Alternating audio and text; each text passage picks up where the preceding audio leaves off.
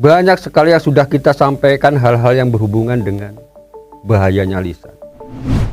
Karena kalau orang melakukan pujian-pujian yang berlebihan, pujian-pujian dengan niat tertentu, ini yang dihasilkan adalah sesuatu yang akan menjadi tidak baik bagi orang yang dipuji itu sendiri maupun bagi orang yang memujinya sendiri. Sapa Hati bersama Gus Agus. Assalamualaikum warahmatullahi wabarakatuh. Alhamdulillah. Bismillah, wala haula wala quwata illa billah. Sobat Dimas Diajeng yang berbahagia, marilah kita senantiasa panjatkan puji syukur kepada Allah Subhanahu wa taala, Tuhan yang Maha Kuasa. Karena kita telah banyak dilimpahkan nikmat oleh Allah, khususnya nikmat iman, juga kesehatan buat kita semuanya.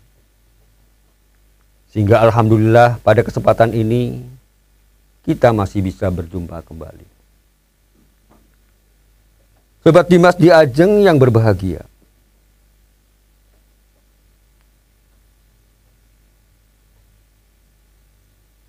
dengan kaitannya yang apa yang sudah kita sampaikan beberapa waktu yang lalu, ada satu perbuatan yang ini juga sangat berbahaya buat kita semuanya.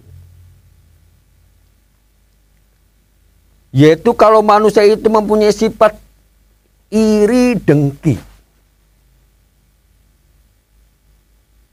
iri hati, atau dengki, atau hasad istilahnya.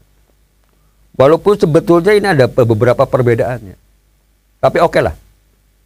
Iri, dengki, hasad, itu semuanya adalah sesuatu hal yang sangat bahaya buat kita semua. Kenapa sih sebetulnya yang dimaksud dengan hasad atau dengki ini? Pada pokoknya adalah orang yang suka hasad atau yang mempunyai sifat hasad atau dengki itu adalah orang yang tidak senang apabila orang lain itu mendapat kenikmatan, mendapat kebahagiaan, mendapat kesenangan.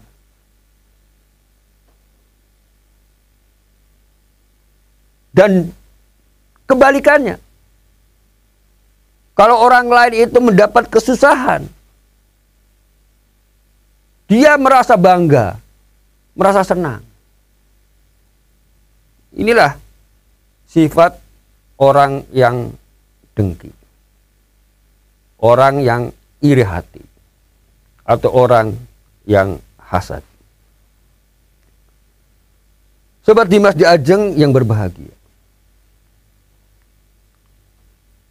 kalau kita telusuri lebih dalam, apa sih yang sebetulnya mendorong orang itu bisa melakukan hal yang seperti ini? Melakukan perbuatan dengki ataupun hasad.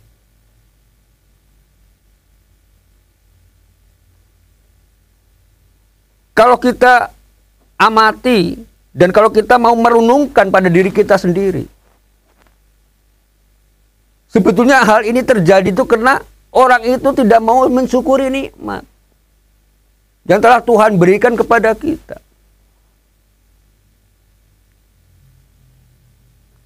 Kalau kita mau mensyukuri nikmat, pasti kita juga akan merasa bahwa apa yang telah Allah berikan kepada kita ini sebetulnya sudah baik, sudah banyak. Sehingga tidak perlu lagi merasa iri pada orang lain. Tidak perlu lagi merasa dengki pada orang lain. Ingat, Allah berfirman, la in syakartum la azidannakum wa la in kafartum inna adzabi lasadid. Sungguh apabila kamu mensyukuri nikmat Allah yang telah diberikan Allah pada kita, maka Allah akan memberikan nikmat yang lebih banyak. Tapi sebaliknya, kalau kita ingkar dengan nikmat yang telah Allah berikan kepada kita, maka azab Allah sangat pedih. Sobat Dimas di Ajeng yang berbahagia,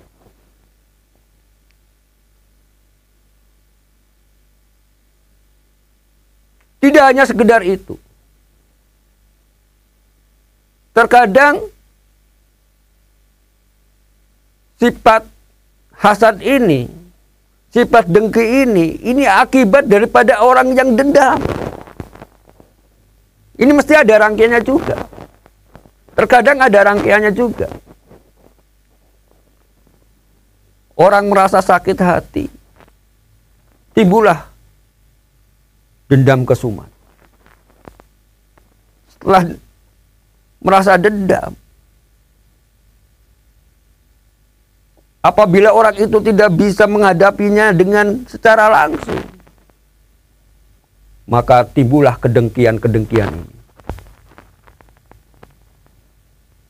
Dia merasa ingin orang yang pernah menyakitinya itu menjadi orang yang terpuruk, menjadi orang yang terhina. Maka waspadalah di dalam hal yang seperti ini. Maka menjaga ucapan, menjaga perbuatan, menjaga lisan itu sangat penting buat kita. Jangan sampai kita menyakiti orang lain, sehingga orang lain itu menjadi merasa dendam, marah. Dan apabila itu sudah terjadi, maka akan timbullah yang namanya dengki. Bahayanya dengki itu, kalau kita lihat-lihat, kalau kita perhatikan di masyarakat, itu lebih berbahaya daripada orang yang berhadapan langsung. Karena bisa jadi orang ini akan minjam tangan orang. Dia akan main belakang untuk mencelakakan orang yang dianggap musuh ini. Sobat Dimas di Ajeng yang berbahagia.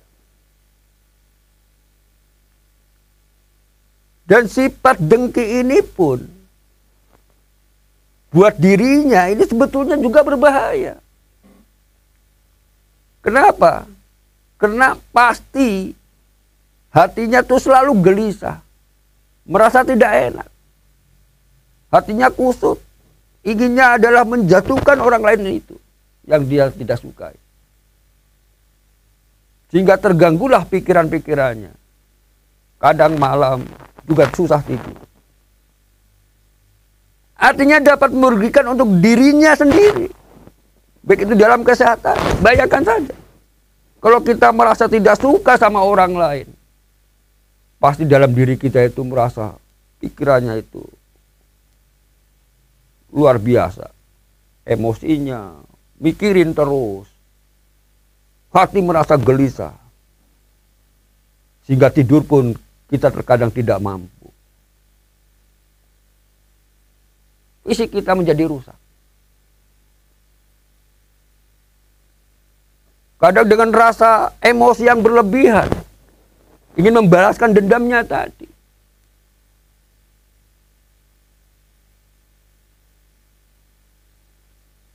Selalu terpendam dalam hati. Timbullah satu kemarahan yang terpendam. Bisa jadi orang itu menjadi banyak. Timbullah sakit yang macam-macam. Bisa stroke, bisa bahkan menjadi gila. Sobat Dimas di Ajeng yang berbahagia.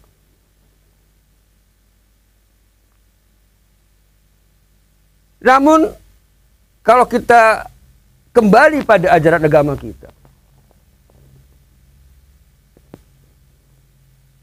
sifat iri hati itu tidak semuanya itu merugikan. Tidak semuanya itu dilarang di dalam agama. Kadang-kadang iri hati juga penting buat kita.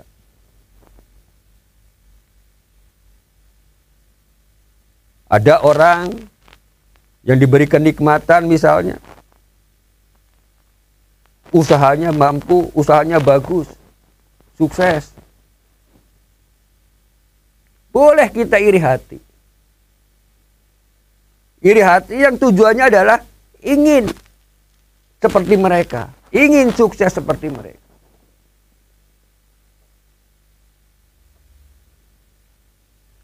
Ada orang yang mempunyai kendaraan bagus, dalam hati dia merasa iri. Boleh. Untuk apa? Supaya dia juga iri, ingin mempunyai kendaraan yang bagus pula. Boleh. Ini iri hati yang dapat memicu diri kita sendiri untuk usaha lebih giat, untuk bekerja lebih giat. Sehingga apa yang diinginkan seperti orang tadi, juga dia bisa mampu untuk mendapatkannya.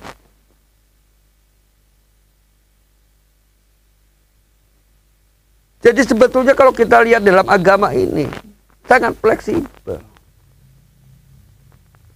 Artinya sesuatu itu boleh jadi kita satu sisi sangat dilarang oleh agama.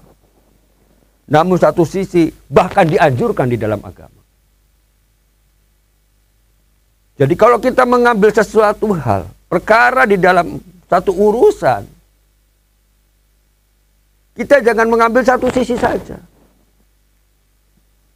Kalau kita mengambil satu sisi saja, sangat berbahaya.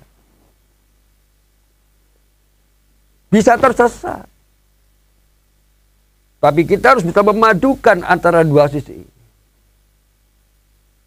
Jadi mana perbuatan atau ucapan kita yang diperbolehkan di dalam agama atau yang dilarang di dalam agama. Sobat Dimas di Ajeng yang berbahagia.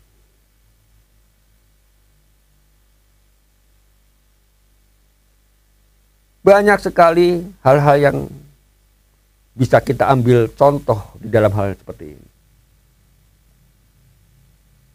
Maka kalau kita kembali pada dengki yang tidak diperbolehkan di dalam agama itu adalah orang yang ingin orang lain itu susah. Yang tidak senang terhadap kenikmatan orang lain. Dan berusaha untuk menghilangkan kenikmatan orang lain itu. Itulah dengki yang sesungguhnya yang sangat dilarang di dalam agama. Maka di dalam Al-Quran pun kita sudah diberi tuntunan memohon pada Allah supaya kita terhindar dari orang-orang yang dengki apabila mereka dengki di dalam surat Al-Falaq. Sobat di Ajeng yang berbahagia. Semoga apa yang kita bicarakan pada kesempatan ini ada manfaatnya buat kita semuanya. Dan apabila ada salah, kami mohon maaf yang sebesarnya. Billahi taufiq wal hidayah. Wassalamualaikum warahmatullahi wabarakatuh. Sapa Hati bersama Gus Agus.